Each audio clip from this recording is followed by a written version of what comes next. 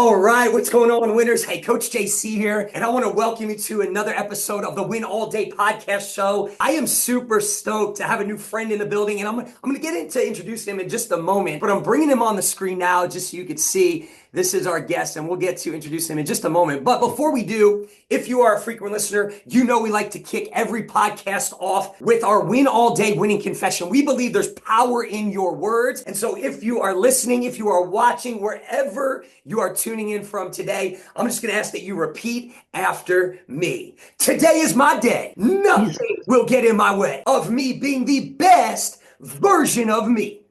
I am here on purpose. I have a purpose. I am strong. I am passionate. I am fearless. I choose faith. I am a winner. I will win and win all day. Yes, you are a winner. And today we believe you're going to be able to increase your winning percentage after this episode. I'm so excited for you to join us.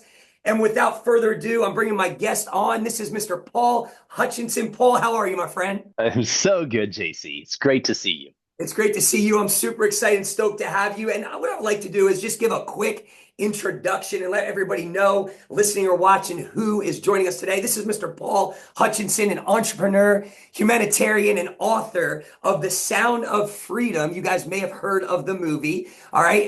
And so Paul is a visionary entrepreneur, an investor, a philanthropist, and he's dedicated his life right now to eradicating human trafficking. We're going to get into that today. Super excited. They do amazing undercover rescue missions, over 70 of them now. And it's through the Child Liberation Foundation, his organization. And so Paul is also the author of a book that's about to be released July 2025, The Sound of Freedom, true stories that inspired the film. He is also a serial entrepreneur. Paul has successfully built and managed over 15 companies. He retired actually in 2017 to focus on philanthropy work, and he is a sought-after speaker. I'm super excited. We're actually going to have him come to Tulsa, Oklahoma for our Wealth and Winning event. Also recognized globally for his leadership and his humanitarian impact. He is a gifted and compelling speaker, drawing from his personal success as the co-founder of a 20 billion, that's with a B, investment fund, turned philanthropist and child rescue operative. So, Paul, without further ado, thank you so much for joining the Win All Day podcast show. And we are blessed to have you today, my friend. Thank you, JC. Incredibly grateful to spend time with you and your audience today and bring some light and inspiration and motivation to become and step into that highest and best versions of ourselves. Well, we're super excited, and you have an amazing story, and I want to get into that. You know, there's going to be some listeners or viewers that might know who you are or may have seen the movie. But what I always like to do at this point is just, I made a formal, or you could say semi-formal introduction. I like to just give you the floor now and do your thing, man. Like, how did we get to where we are today? Take us back however far you want to take us back. This is your journey. This is your story. So the floor is yours, my friend. Awesome, JC. I tell people sometimes when they do the introductions, they do a whole bunch of all these like recognitions and crap. I'm actually glad you didn't, because a lot of that stuff doesn't mean anything. I was knighted 3 times. I got doctorate degree nominations from 12 universities. I've got the International Medal of Freedom Award. I got the Ellis Island Medal of Honor Award. And when people say all of that crap, I say, yeah, but I've got a business card that says Paul Hutchinson, DMA. You know what that means?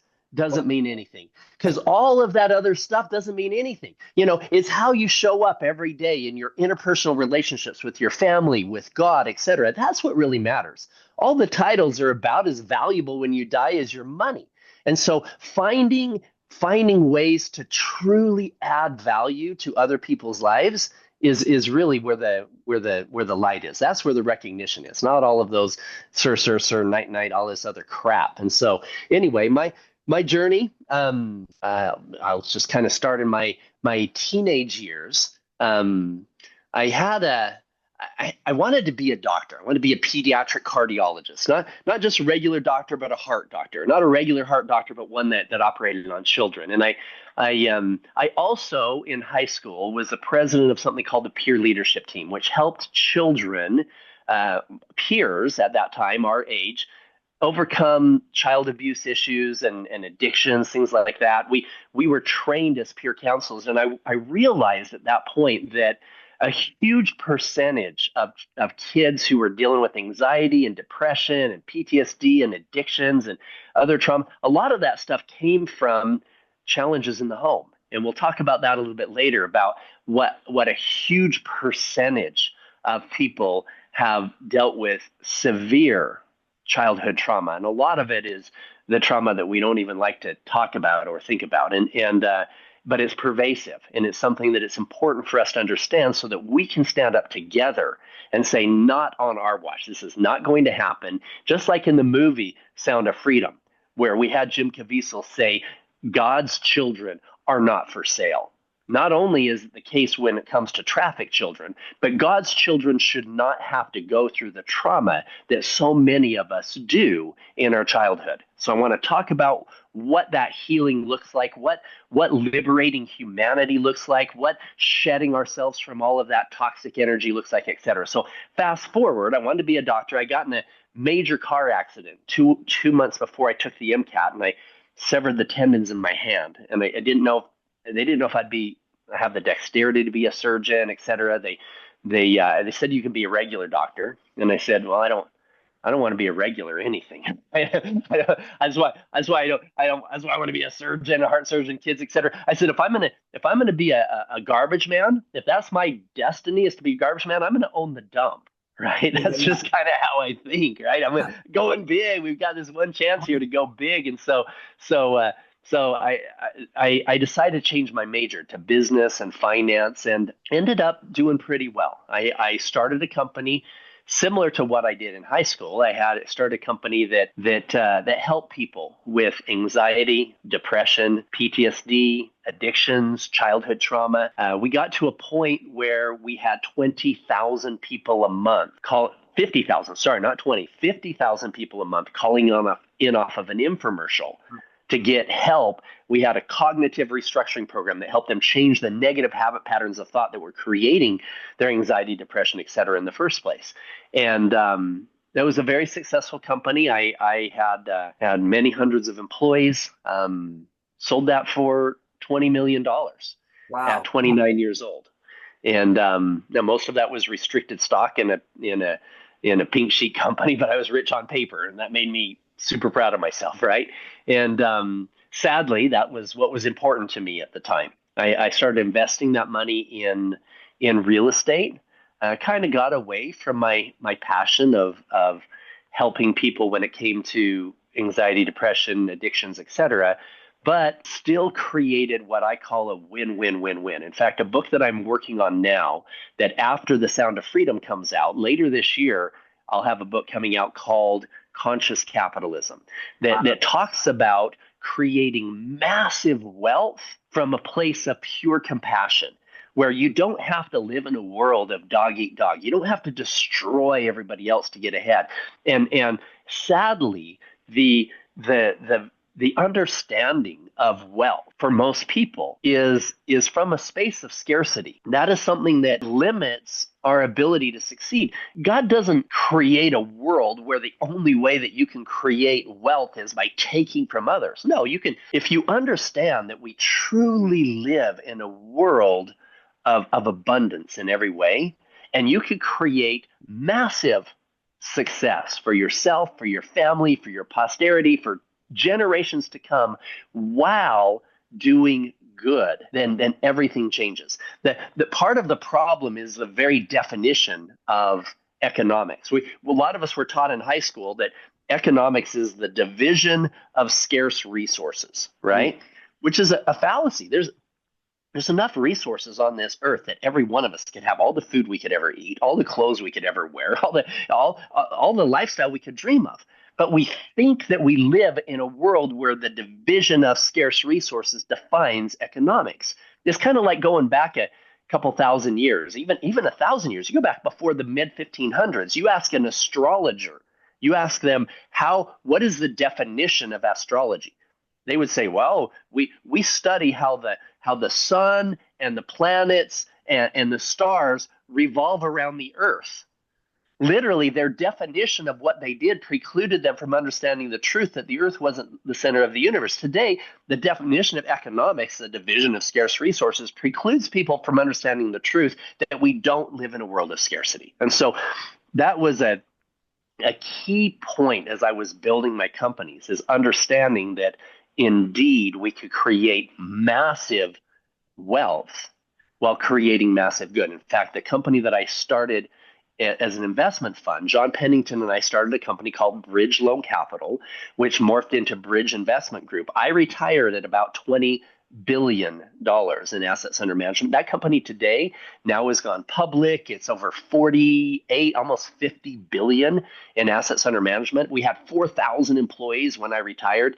I think they're less now. They're about 2,000. They've outsourced some stuff. But the truth is, we were able to create value for our tenants, for our employees, for our investors, for the banks, all the way around by putting ourselves in their shoes and creating a true win-win-win. So that's kind of the background, high level of my financial road. We can go into questions on that, or we can start talking about the philanthropy side, wherever you want to take it. JC. Yeah, I love it. I love it. Yeah, let's pause there just for a second. Beautiful, beautiful how you said this. And I want to pause there because you said some powerful things. I think, there's a quote that I read years and years ago, and I'll never forget it, when I was digging into personal development. And the quote said this. It said that over 90% of men, right, by the time they're 35 years old, are living life unconsciously, right? And so what you're doing with conscious and awareness, right, is so powerful. And you're going to come out to Tulsa, Oklahoma,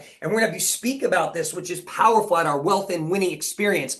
Well, if you are listening, you're not familiar with that, wealthandwinning.com/experience, but that's a transformational one-day experience that's really redefining what it means to win as a man in today's world. How many men, right, are just so overwhelmed with anxiety, with economic pressure, uncertainty, and because of that, they are not living up to the calling and the purpose that they have in their life. There's so many men, Paul, that are silently struggling, right? And men that we talk to every single day, they're in a battle. And they're in a battle to, just make money in the scarcity mindset. And all of a sudden, it steals from them, right? And they're lacking drive and energy and passion and purpose and really true abundance and fulfillment. And so we're super excited to have you, where we at this event are going to do exactly what you just said. And I cannot wait for these men to hear you really being able to redefine what wealth really is, right? Wealth is not just making and accumulating money,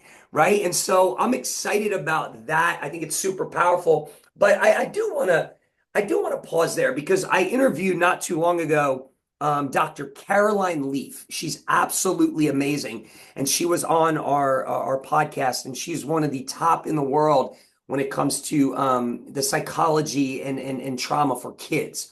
And we are blessed, Paul, to one of the things we do is run a nonprofit called Fit First Responders. We've worked with over 4,000 first responders, and we added our veterans division. And so we've become since 2015, aware and educated when it comes to PTSD. And so you use the word PTSD, you use the word anxiety and depression and trauma. And I think those are such big words for so many people.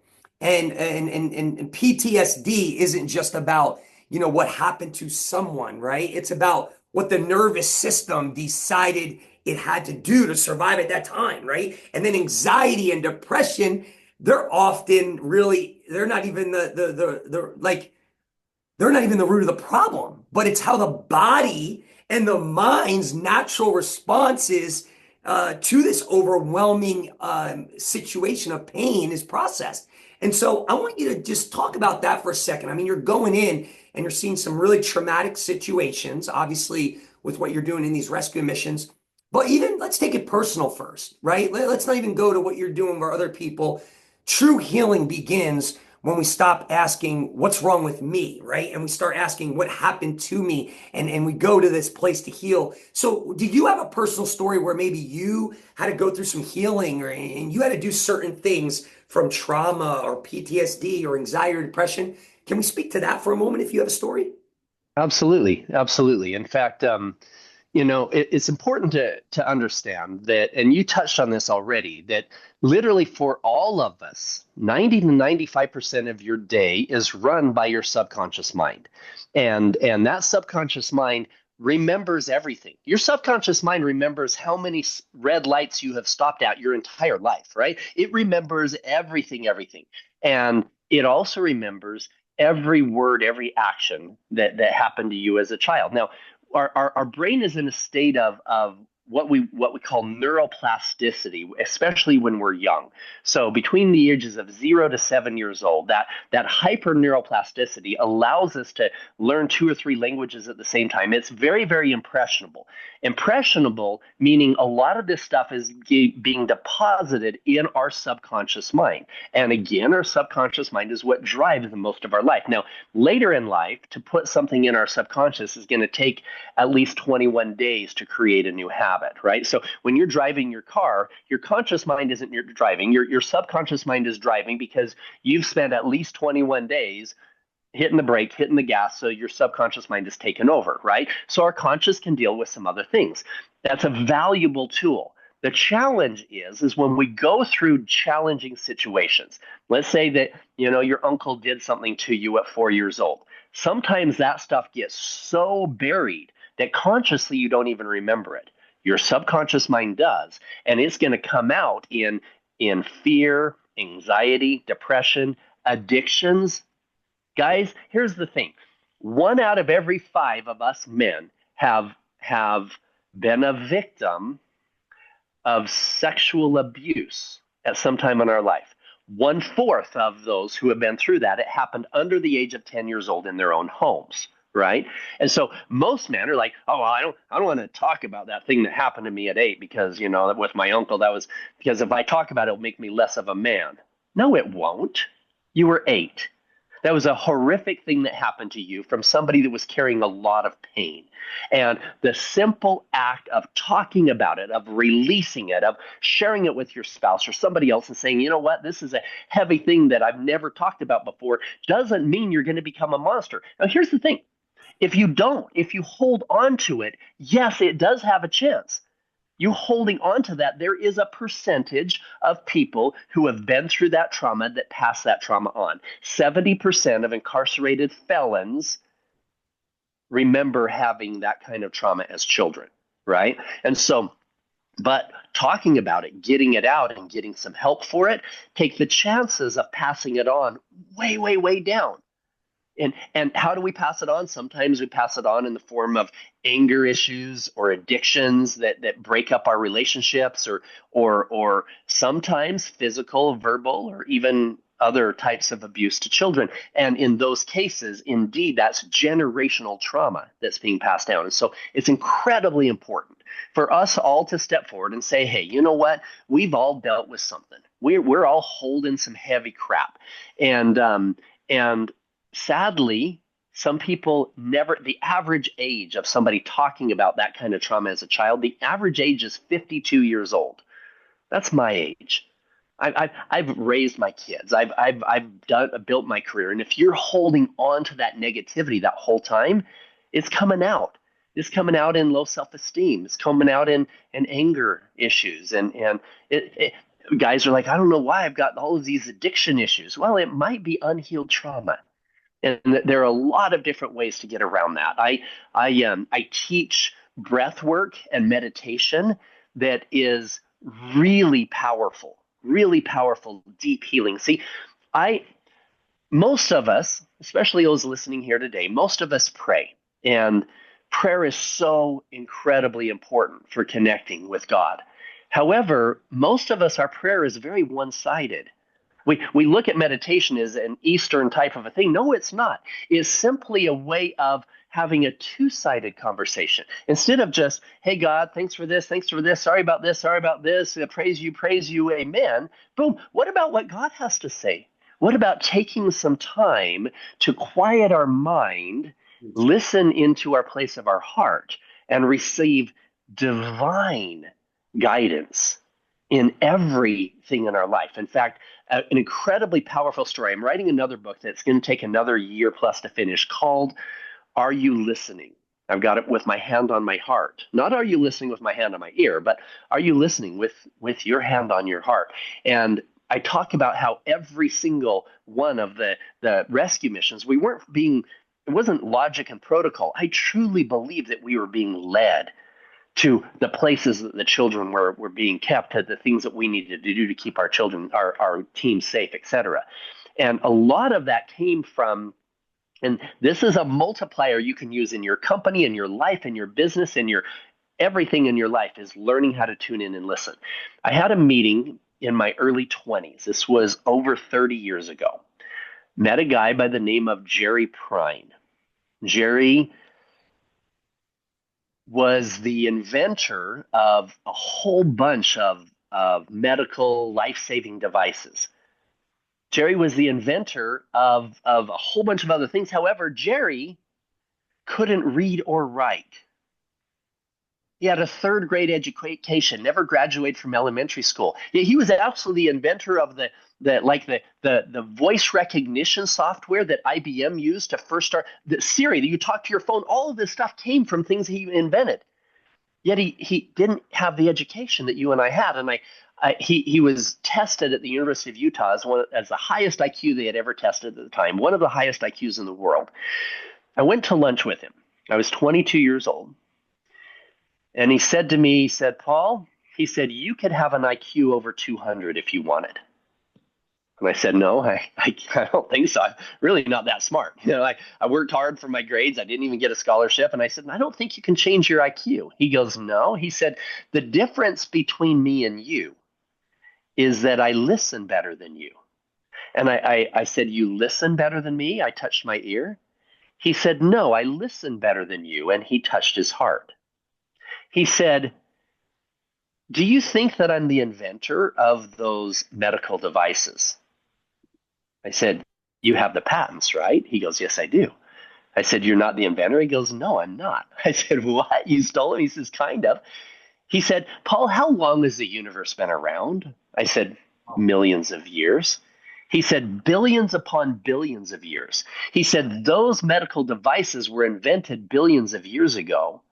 I was a better listener than you. When you learn how to tune in to the still small voice of truth, when you tune in to that divine essence that is in every single one of us, when your prayers are not one-sided, but you learn how to receive, you will receive clarity in everything in your life. The highest and best path, your divine path in your business, your how to create a healthy relationship with your wife, with your family. That God wants us to be healthy. God wants us to be happy. God wants us to have abundance. There's nothing that is glorifying God for us to live in a small version of ourselves. No, we are meant to create. Let your light so shine among men that they will see your good works and glorify your Father which is in heaven. This is what it's about, guys. It is about expansion. It's about growth. It's about creation. It's about breaking away from this mindset of scarcity and understanding that indeed we can tune in. And once we tune into that clear message of divine truth, you can literally be, do, and have anything that you want in your life. Man, I love it. I love it, man. You're so again, we're the Wealth and Winning event that you're coming to. Our entire foundation is faith and trust in God, the Creator, right? We've seen so many people grind and try to do this life on their own. We believe real success and winning comes when you keep God at the center of it all. And I think you said some very powerful, life-changing things right now. I think if we just stop the podcast right now, I believe lives could be radically changed by starting to listen, right? And opening up their hearts more. And I just feel like to say this before we move on. If you are listening right now and maybe you're battling, or you've battled PTSD or anxiety or depression, or you went through some trauma, the first thing I want to say, as Paul speaks about this, it felt just so soothing as he was speaking, like a healing moment where, listen, none of that are signs of weakness. Like, we've all faced our own battles. Many of you listening know my story and what I went through, $400,000 in debt in a custody battle and suicidal, anxiety, depression, and all of that are not signs of weakness.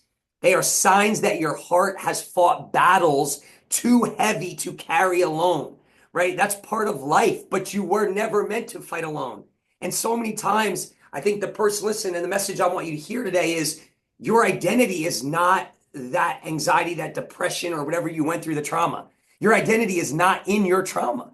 It is in the one who can turn that pain into purpose. And so I just want to remind you listening, like when we remember whose we are, we begin to heal who we are. And so many times the enemy tries to use the pain and the trauma to steal our identity. But I'm speaking to you right now. If you're listening, God uses even the darkest moments of life to remind you that you are chosen, that you are redeemed, that you are restored. And healing is not always about fixing what's broken. Sometimes it's just about uncovering the wholeness of who you were created to be, and that's always been inside of you. And that only comes from one place, the Creator, and that was determined when He created you in His image, before that pain of trauma or depression, whatever, even ever touched your life. So I just want you to know today that your greatest days are ahead of you, and whatever you went through, I believe, just like my story, that it's going to be used for good and a testimony that's going to impact and change the world through your pain and your most painful moments. So, Paul, this is powerful, man. So let's pause here. You sell this business. It's at 20 billion, whatever. What'd you say? What'd you say you guys sold it Yeah, for? we had. Well, I retired. I still maintained ownership. I'm still even today at 48 billion under management. I'm still an owner. I'm still a founder. I still receive checks.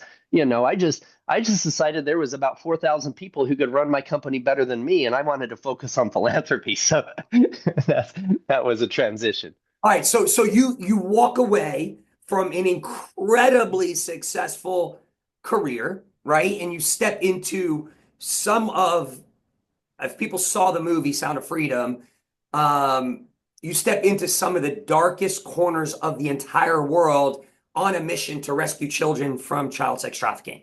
And so, what Yeah. was the moment for you, or the experience that made you say, like, I can't ignore this and I have to act? Like, well, what is that pivotal point in your life that you Well, did that? let me back up a couple years so it can all come together. So my early 20s, when I was just getting started in business, I had a mentor. He said, Paul, he said, the book of Malachi says that if you will tithe 10% of your income, he says, if you make a decision today that a minimum of 10, if not 15 or 20% of your income goes to making a positive impact in the world around you, going to charity. He said your success in everything you do in your life will be so much easier. He said you can call it karma, you can call it universal law of exchange.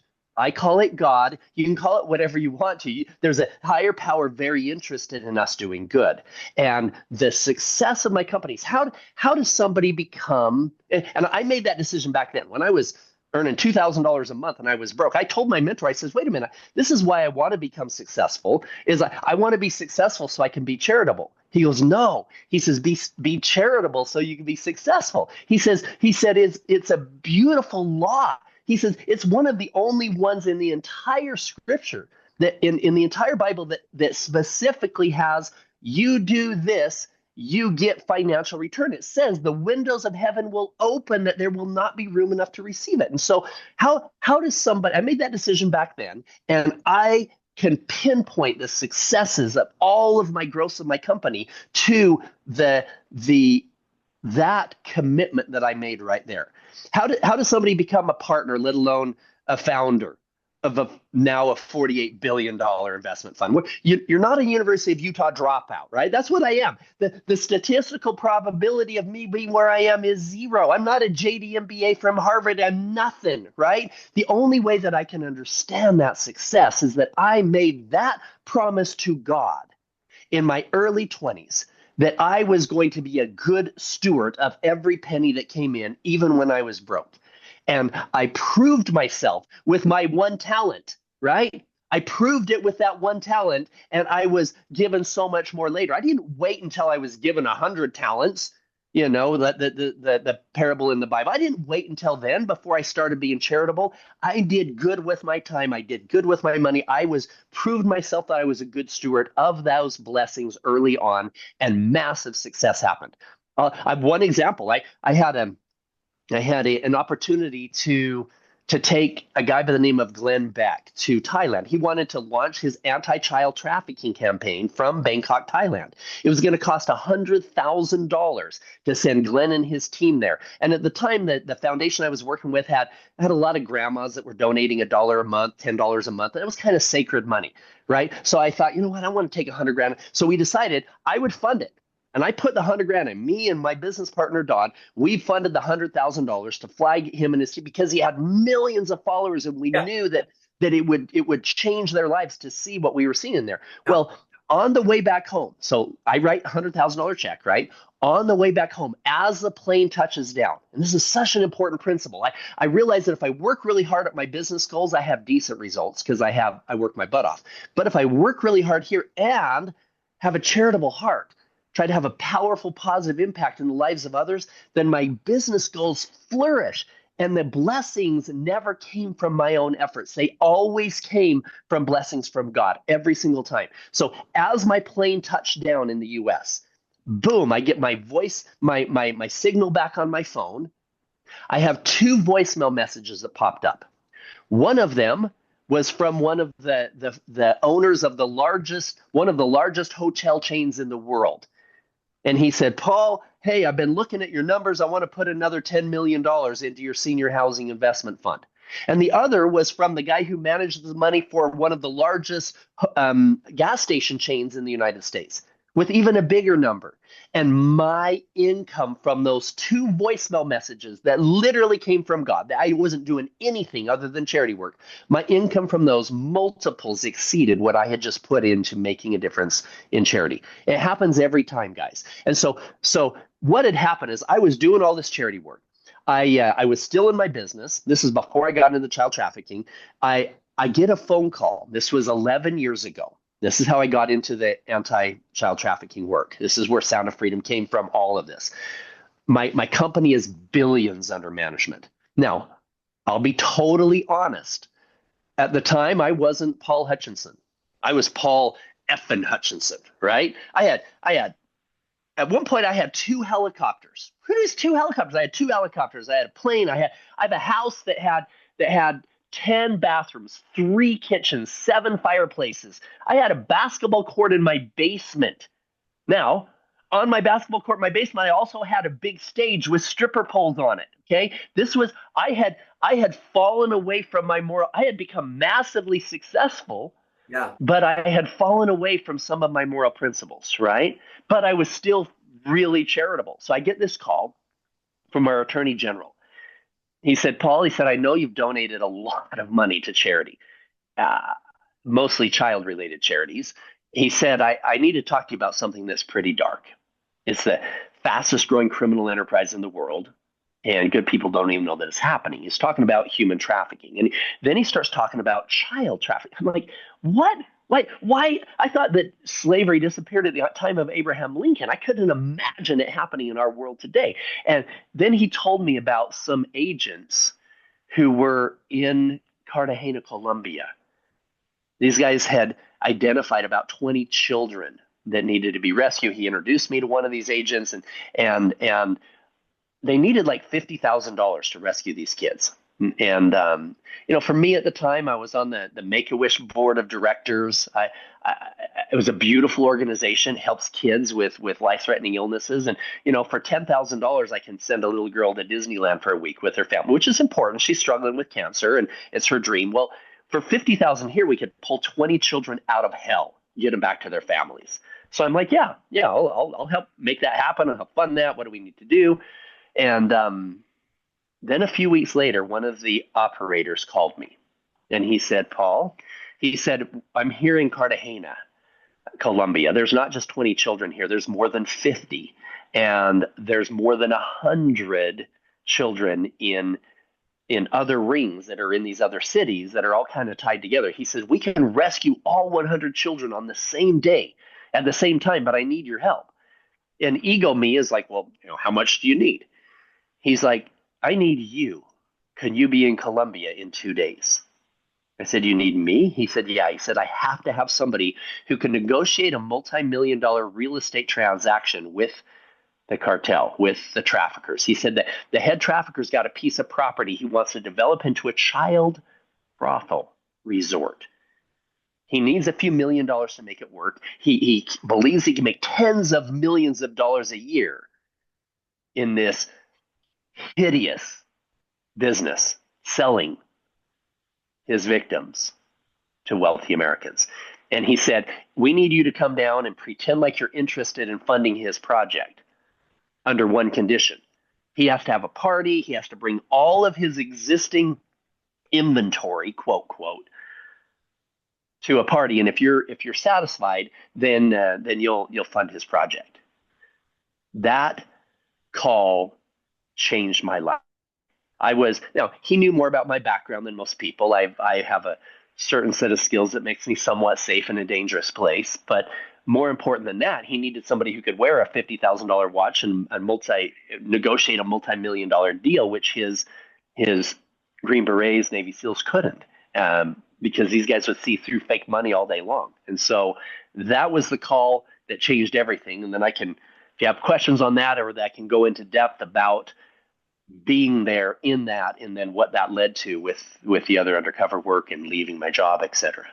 Yeah, it's incredible, man. I'm so grateful and just blessed that you're sharing your journey and part of your story with our audience. I know it's going to be impactful for many reasons, and I just felt before we move on what you said about sowing. That's a biblical principle. Like you said, however people want to view it, but I think you contribute a lot of your success to contribution.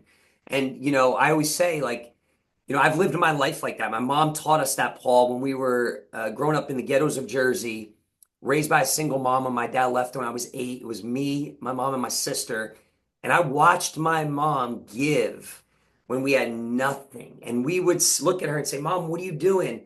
And she would teach us two principles. What you sow is what you reap. This is kingdom economy. She said the kingdom economy doesn't operate on accumulation. It runs on surrender and sowing. And as we sow, you're going to reap. It's a principle, right? You don't just give to get, right? You give because it's who you are. And I watched my mom, it's who she was, so self-sacrificing.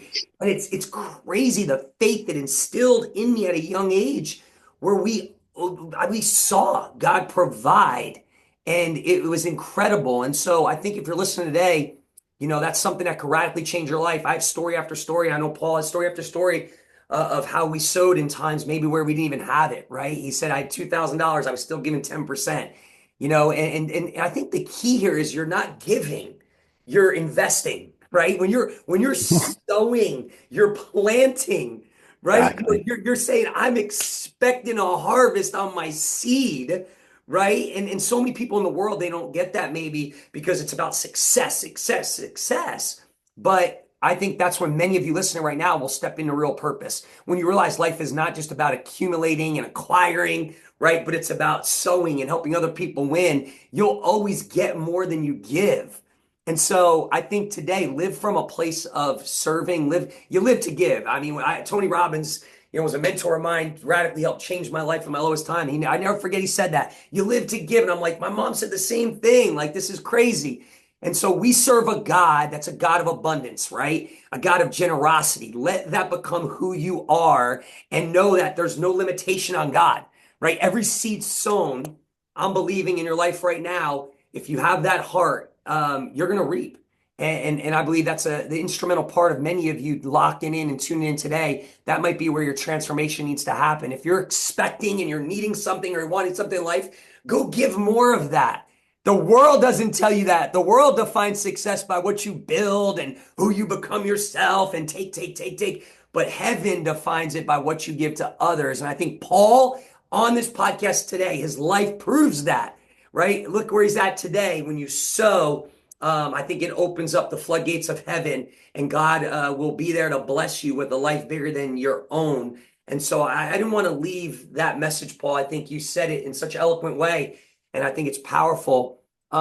Before we get into the mission, how did you like? I think everybody listening right now and watching is probably saying, "Okay, wait, you went from millions of dollars, this lavish lifestyle, basketball court, helicopters, two helicopters, stripper poles in your basement. What happened? When did Paul have this, intervention with God? Like, well, we're looking at you today. You're talking about God and all these other things and success outside of just accumulation.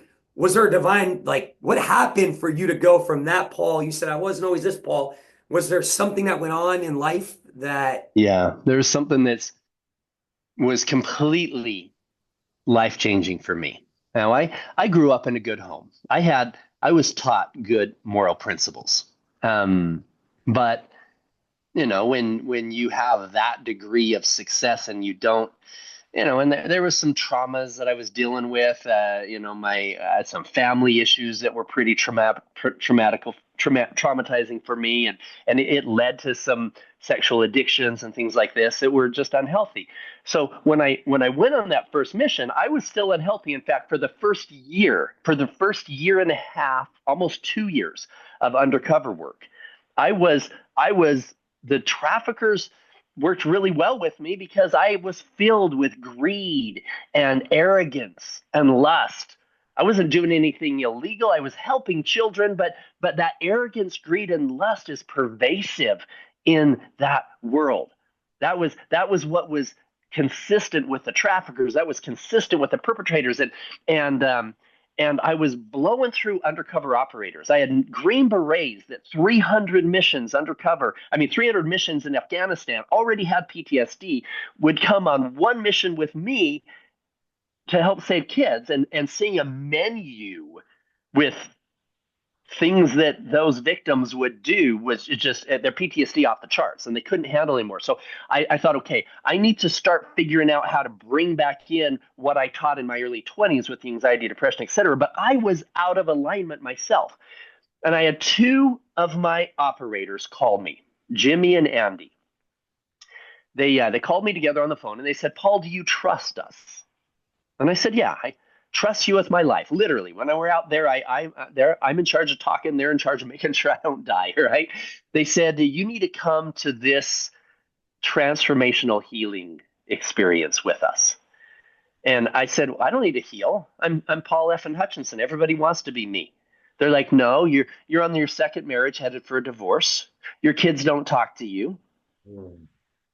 You need to heal. And I'm like, okay, whatever. And they said this doctor has identified some tools that can help people break free of anxiety, depression, PTSD, addictions, help them break free in a matter of days. And I'm like, well, that's BS. I said, you can't do that. I said, as you may remember, my company I sold in my early 20s, that's what we did, is we helped people overcome that stuff. It took us 12 weeks with a personal coach, 1 to 2 hours a day, to help people break free of all of that. They said, well, do you trust us? And I'm like, okay, I trust you. I'm going to come. Right now, some of you guys this will be your first time kind of stepping back, understanding this, but what she used completely transformed everything in my life. She was using something called psilocybin. Now, a lot of us at this point were like, wait a minute. That's a form of psychedelics. That's illegal, right? Yes. In the late 60s, they were deemed Schedule I drugs. So I was taught my entire life that they were as dangerous as cocaine. The truth is, psilocybin is safer than table sugar.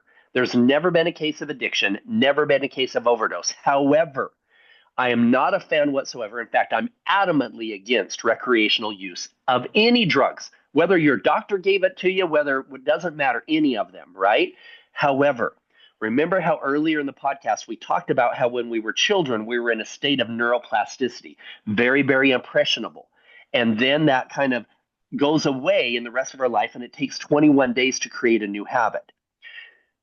The psilocybin creates a temporary state of neuroplasticity, allowing a trained facilitator to create real permanent change in a very short period of time. Now, for me, what happened, the facilitator put me into this meditation space with some breath work and then some of the psilocybin, and then I went deep into this self-reflection of perfect empathy. And it was the most beautiful, horrific experience of my life. JC, I felt in every cell of my body, I felt the pain that my children felt when I cheated on their mom, as if I was them. And it was so heavy and it was so dark, feeling the pain that I had caused. And then I felt the joy of the children that we had helped to rescue in these operations and them returning with their families. And I felt that joy as if I was them. It was literally walking in their shoes as if I was them. And then I felt the pain of the families that had been torn apart because some guy was at my party and slept with a cheerleader and broke up his marriage. And then I felt the joy of the people in my apartment complexes that we had created a safer place to live with and had the Taco Tuesday and English as a second language and tutors and everything else. And the ripple effects of every word and every action that Paul Hutchinson was creating in the world was God showed it to me as if I was those people. And it changed everything for me. I no longer was in this state of it showed me it actually made me understand how close I was to the energy of the traffickers that I was arresting and the perpetrators, that because I was living in arrogance and greed and lust, that I was contributing to the downfall of humanity, and that I needed to step into my highest and best version of me. And then what happened was the facilitator also knew that I had separated from my relationship with God, and that was an ask of mine. That was my intention coming in. And so then I'm in this space, and there was a statue. There was a statue of Atlas holding the world on his shoulders, and there was like Zeus and Poseidon, and I said to the facilitator, I feel like Atlas. I've got 4,000 employees and I'm rescuing all the kids, but God made me strong enough and whatever. And the facilitator said, listen for a minute. And she said, Paul, she said, and I'm in this state of neuroplasticity. She said, Paul, she said, I honor that you're seeing some great gifts in those Greek gods. She said, but what about your relationship with him? And she pointed at a statue of Christ. And I'm in this very honest, open-hearted space. And I said, oh, I don't qualify for a relationship with him. And she said, well, why not? I said, well, about 15 years ago, I separated from the church of my youth. And my bishop told me that until I was rebaptized into that church, I wouldn't have the Spirit of God with me. She said, do you really think that that's true? I said, well, no, I feel his inspiration when I'm working undercover and finding the kids. I feel that inspiration in everything I do. She goes, well, why don't you work on that relationship? So here I'm on mushrooms, so I can barely walk, right? And she helps me take down this statue, and I sit on this beanbag and reestablish a relationship with my brother that I hadn't had for many years. And that experience completely transformed how I showed up in life, my daily prayers, my meditations, my receiving of divine counsel and light and truth. And I was told that I needed to help the world see and feel what I had felt in order for us to change this. And I knew we couldn't take millions of people undercover to see those kids, but we could help millions of people feel what we had felt. And so I'm the primary investor in the movie Sound of Freedom. And we put that together. And today, over 70 million people have seen that film. Hundreds of millions of children are safer because of it, because we were willing to listen. Andy, myself, Jared, we were some of the first investors together in making all that happen. And then being asked to start speaking publicly was something I pushed against. And God said, no, Paul, I will make sure that your ego stays intact. It's not going to go to your head, but the world needs to feel your heart. The world needs to know that you've been in the darkest recesses of hell, only to help them see that everyone can come to the light. Everyone can break free of those traumas of our childhood so that we never, ever pass that trauma on in any form to the next generation. So that was a huge transition for me. Wow, man. Well, hey, I want to respect time, but I do want to, I do, before we get into concluding this podcast, first of all, I want to say thank you for sharing your journey and what a powerful healing journey, right? I think I just hear it in your heart, raw realness, and just what a story of restoration and redemption. And here's what I would say if you're listening today, I would say, that like listen, everybody has a different way to heal, right? For Paul, you heard that journey included traditional healing work, spiritual surrender, right? And even non-traditional paths, right? That like you heard some of that. And so I just am always very clear and I say, hey, listen, everybody's story is different. That's Paul's story.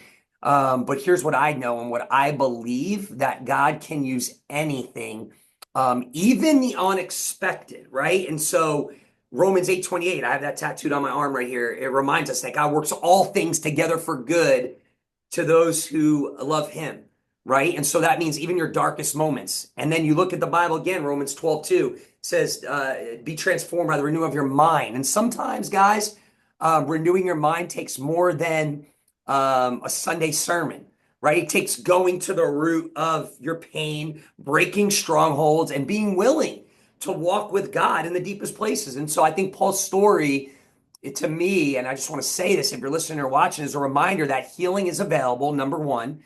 I believe where the Spirit of the Lord is, there's freedom, and freedom is possible for wherever you're at right now in life. And while your path might look different than Paul's, we all have the same invitation, right? To walk in truth, to step into identity, and to live freely. And so if Paul's journey resonates with you, receive it. If it stretches you, stay open to it, right? But most importantly, I want you just to remember that God is the great physician and God is the great healer. And wherever you're at right now in life, whatever your story is, God is not finished with you yet. And I just want to make sure you hear that. Paul, powerful. Thanks for sharing that, man. Deep. Thank you, So JC. yeah, let's do this. I want to respect your time.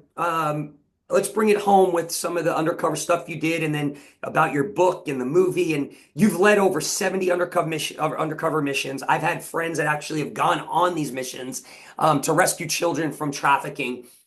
Is there any mission that you share with our viewers or listeners that you'd say, man, this is something I saw or witnessed that impacted me so deeply that I could say it's changed the way I see the world forever? And then segue into the movie and what you're doing with your book and what you would like people to take away and do from this point on. So all these undercover missions, is there any, I mean, 70 of them, rescuing, I mean, going in the craziest places, man. Is there one that sticks out where you're like, JC, this one, it touched me in a different way that just changed how I see the world forever, or maybe multiple ones? Oh, there were a lot. There were a lot that were incredibly dangerous. There was a lot that I was like, how would a parent be in this place where this parent is doing this to their kids? I mean, just horrific things. But I will say that the very first time made the biggest impression because it was the first time I saw it firsthand. And if you saw the movie Sound of Freedom, uh, we took 8 different rescue missions and put them all together into one storyline. We took a bunch of different operators and put them all together in just a handful of characters. Jim Caviezel was our A-list character, so we put a lot on that character. The truth is, there were other operators that were there when the kid came across the border. There was other operators that were there in the jungle with dressed as doctors. It was a different country, et cetera. But we put them all together into one. But that very first mission, at one point I was sitting there on a chair, just like I am with you. These guys had brought 54 children to this quote party. And they had put these makeup on these little kids. In fact, we were sitting there at this negotiation table with the traffickers, and one of them gets up and he said, Pablo, I have to show you some gifts that I brought you. I said, really? Okay. And he goes in the house where we had the children, and pretty soon we could hear a few of them crying. They were so scared of coming out and meeting us. And it was the hardest thing for me to do, to not do something about it. I didn't know why they were crying. About 10 minutes later, he came out with four virgins, scared to death. Three little girls, one little boy. This little boy, they gave him cocaine because he was so scared. Every cell in my body wanted to just hug these kids and say, "You're going to be fine." I was so glad it was us there and not some monster. And I'm sitting on this chair, and this little girl, the same one that the guy in the meeting before had shown me on a picture, she's standing in front of me. She has red braids. She has a little kitty cat face on her shirt. The makeup on her face had been smeared because she had been crying. And me sitting down and her standing up were almost eye level. And I could see into her soul. And all I could see was pain. And I made a commitment at that moment to myself, to God, to that child, that I would dedicate my life to eradicating that evil from the face of the earth. And then fast forward 10 years later, I looked at the numbers and I realized there was more kids being sold today than there was 10 years ago. And I said to myself, Paul, if your life mission is to eradicate this evil, you're not doing a very good job. Because every time we went in undercover and we pulled the kids out of hell, because not enough was being done to fix the demand, 20 more would be sucked back into the deepest recesses of hell to fill that demand. And I realized that sadly, all of that work, all of that money was not doing what it needed to do. Now, the Sound of Freedom movie created an awareness globally, but even that awareness by itself wasn't doing enough. We needed to help humanity. Every single one of us look in the mirror and ask ourselves how we're contributing. Just like my road from recognizing how arrogance, greed, and lust was affecting those around me, every one of us, hopefully there's nobody that's listening to this podcast today who had ever hurt a child. However, there's something that I call it trauma transfer or negative energy transfer. Let's just say that you go to work and you yell at your employee at work, and he goes home and he yells at his wife, and his wife yells at the kid, and the kid kicks the dog, right? The energy of that kick dog came from you being out of alignment at work. Now, let's just pretend that you didn't realize that that guy, your employee, was abused as a child, and he was carrying some really heavy trauma that he's never released. Let's say that he's dealing with that trauma with alcohol addictions and pornography addictions. And let's say that his pornography addictions is leading him down a dark road of harder and harder type stuff, younger and younger type things, and he's fantasizing about something he wouldn't have even thought was attractive 5 years ago because of the addiction that he has. And let's say that his wife just left him because of his alcohol, because of his pornography. And let's say that you yell at him at work, you're out of integrity, you're not handling your own emotions, and you're acting in a place that you put him down and you really make him feel over the edge. And he goes home that night. And let's say that now, instead of him having a loving wife at home, let's say that it's now his weekend to take his 12-year-old daughter, and she has her little cousin over. Now the ripple effect of your unhealed emotions literally harmed a child. Every one of us need to look in the mirror and ask ourselves what we are doing to contribute to the positivity or the negativity in the world. I love the story of the man who's sitting on his couch and the little boy walks in and says, Dad, I want to play baseball with you. And the man's like, oh, I'm busy. I'm reading the newspaper. And the little boy, a little while later, Dad, are you done yet? Let's play baseball. And the man's getting kind of frustrated, and he turns the page and he sees a map of the world. He's like, oh, this will work. And he tears out the map, tears it out in little teeny pieces and throws it on the floor. And he says, you know what? You need to learn your geography. You tape together every single piece of that map of the world. And once you're all done, I'll go play baseball with you. Thinking it was going to take hours and the kid would never get to it. 5 minutes later, the little boy comes back and it's taped together perfectly. And the dad said, what, did you get some help on that? And the little boy said, no. He said, what, how'd you do that? The little boy turns it over. He says, there's a picture of a man on the other side. I just put the man together and the whole world came together. That's a lesson for all of us. is that every one of us need to look in the mirror and say, what am I doing? How am I showing up in my relationships? How am I showing up with God? What do I need to do to change the man in the mirror so that together we can raise global collective consciousness? We can connect humanity with God. We can help them heal from their trauma, release those things that don't serve them, be the highest and best versions of themselves so that they never pass their trauma on to a child or anyone else.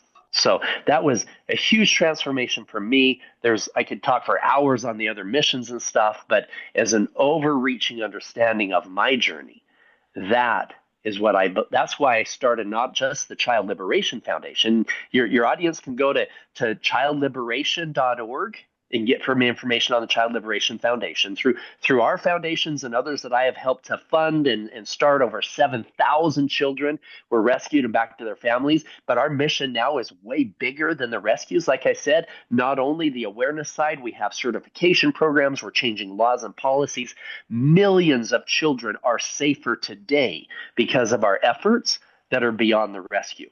Beyond that, you can go to liberatinghumanity.com. Liberating Humanity, you can pre-order the Sound of Freedom book right there.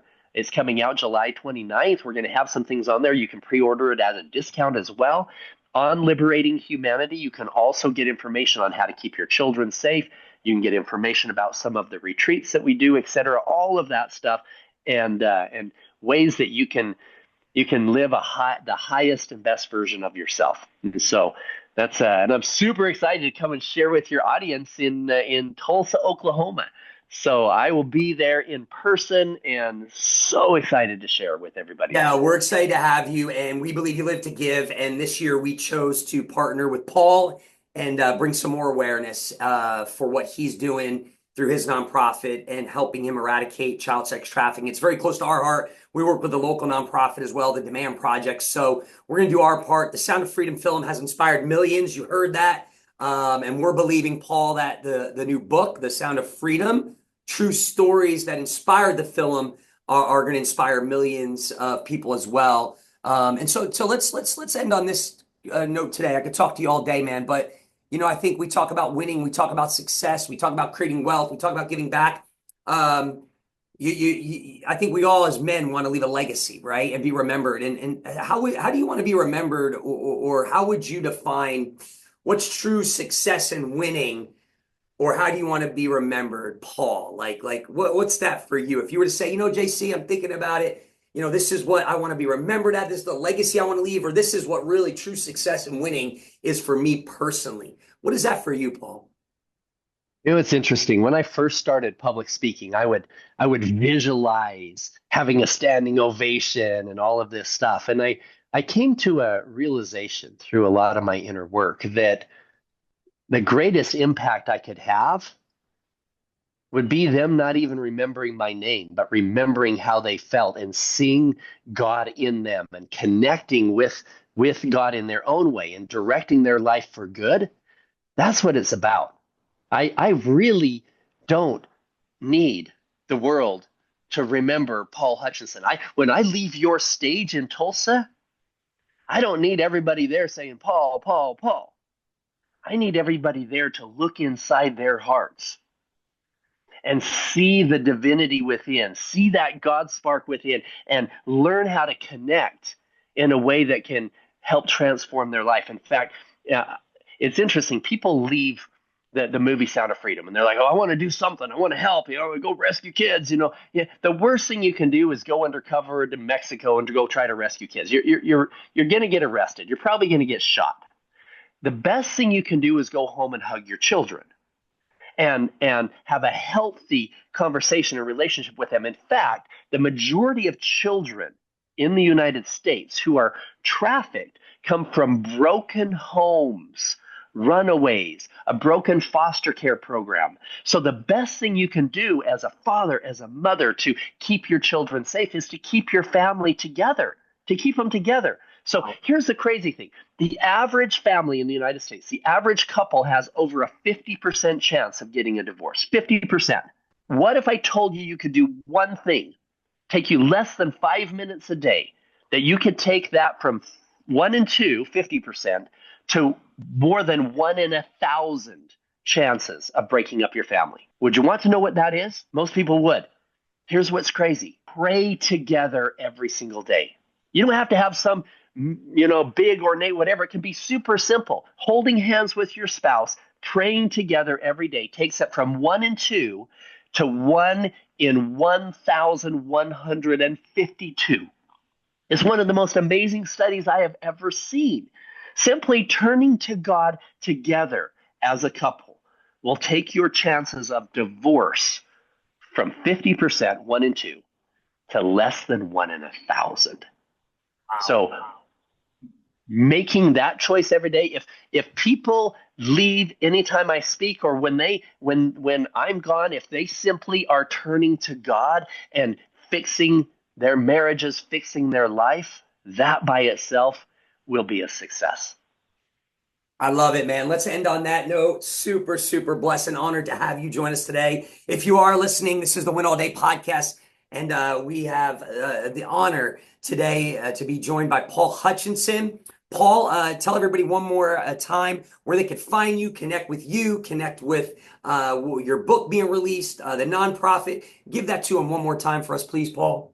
Absolutely. You can go on any social media. Follow me. Just type in Liberating Humanity. And Instagram and Facebook. I think LinkedIn, it still has my name on there, but everything else is Liberating Humanity. And you can go to liberatinghumanity.com, either with a dash or just straight Liberating Humanity. And that'll get you everywhere. If you want to go directly to the Child Liberation Foundation, just go to childliberation.org. I love it. I love it. And I always like to give our guests this opportunity at the end. Obviously we covered a lot of good stuff.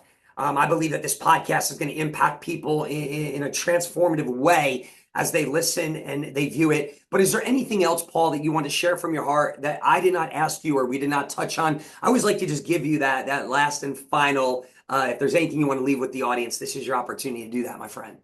That would be what I just said on the prayer thing. Guys, I'm telling you, pray together with your spouse. It doesn't have to be some memorized, oh, Father art in heaven, whatever, just simple. And for you guys who don't know how to pray, which sadly there's a lot that don't, just start out by addressing God. I say Heavenly Father, or you can just say God. You can be simple and reverent, and then express gratitude. Thank you. Thank you for this day. Thank you for our life. And then ask for what you want. Say, please watch over our children at school. Please help us in our marriage right now. Help us through these rough times, and whatever it is. You can end with amen. I end with the name of Jesus Christ, or I actually refer to Jesus with his original name of Yeshua. I say in the name of Yeshua, the Christ, amen. And so it doesn't matter. It's your reaching out to your divine creator is what's important. Together with your spouse, with your family is even better every single day. Families that pray together stay together. I love it. Once again, this is Coach JC. You are listening to the Win All Day podcast show with our special guest, Paul Hutchinson. Paul, this is the Win All Day podcast. We believe everybody was created to win, that they can win. There's a whole movement going on, Win All Day. And we like to end every show with our guests saying, I am Paul Hutchinson, your name. I am Paul Hutchinson. I am a winner. I will win and win all day. Can you do that for us? I am Paul Hutchinson. I am a winner. I will win and win all day. I am Paul Hutchinson. I am a winner. I will win and win all day. Yes, you will. Thanks again, Paul. Thanks again for listening. Guys, this is Coach JC reminding you one last time, you were born a winner. So go win and win all day. We'll get at you next time.